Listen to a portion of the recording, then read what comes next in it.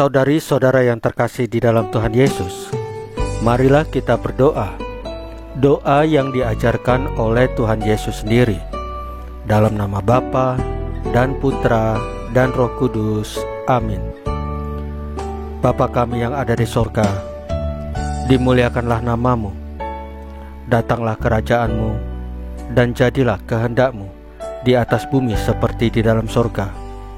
Berilah kami rezeki pada hari ini, dan ampunilah kesalahan kami, seperti kami pun mengampuni yang bersalah kepada kami.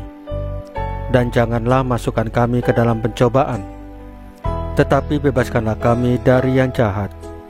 Ya Roh Kudus, hadirlah saat ini untuk memimpin dan membimbing kami dalam membaca firman Tuhan Yesus dan merenungkannya, sehingga kami dapat mengerti maknanya dan dapat kami laksanakan dalam hidup kami sehari-hari di tengah masyarakat kami. Pembacaan Injil Lukas pasal 10 ayat 21 sampai dengan ayat 24. Bersyukurlah. Pada waktu itu juga bergembiralah Yesus dalam Roh Kudus dan berkata, Aku bersyukur kepadamu Bapa, Tuhan langit dan bumi, karena semuanya itu Engkau sembunyikan bagi orang bijak dan orang pandai, tetapi Engkau nyatakan kepada orang kecil. Ya Bapa, itulah yang berkenan kepadamu. Semua telah diserahkan kepadaku oleh Bapakku, dan tidak ada seorang pun yang tahu siapakah anak selain Bapa, dan siapakah Bapa selain anak, dan orang yang kepadanya anak itu berkenan menyatakan hal itu. Sesudah itu berpalinglah Yesus kepada murid-muridnya tersendiri dan berkata, Berbahagialah mata yang melihat apa yang kamu lihat, karena aku berkata kepada kamu, banyak nabi dan raja ingin melihat apa yang kamu lihat, tetapi tidak melihatnya, dan ingin mendengar apa yang kamu dengar, tetapi tidak mendengarnya. Demikianlah sabda Tuhan. Terpujilah Kristus. Saudari-saudara yang terkasih di dalam Tuhan Yesus, bersyukur merupakan hal yang sangat penting di dalam hidup para pengikut Yesus. Kita dinasehati agar mengucapkan syukur dalam segala hal, sebab itulah yang Allah kehendaki. Di dalam ucapan syukur, sudah selayaknya kita mempunyai alasan untuk bersyukur. Bersyukur tanpa alasan yang jelas adalah ucapan kosong di bibir. Melihat ke-70 murid pulang dan mendapatkan sukacita, Yesus bergembira dalam roh dan bersyukur. Yesus bersyukur kepada Bapa dengan dua alasan.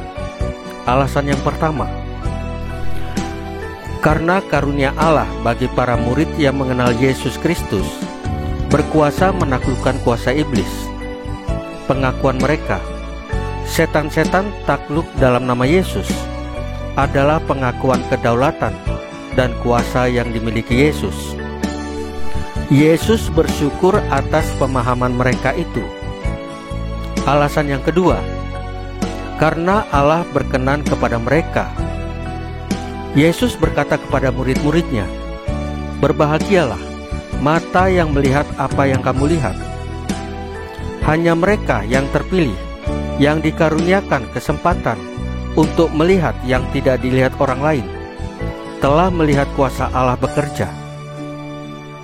Yesus yakin bahwa Bapa sendiri yang menguakkan rahasianya bahwa Yesus adalah Tuhan yang berdaulat. Bersyukur adalah tindakan yang muncul dari dalam diri seseorang karena mengalami Tuhan dan menerima anugerahnya. Tindakan syukur ini adalah nyata dalam bentuk pengakuan atas kuasa dan kedaulatan Tuhan atas segala perkara.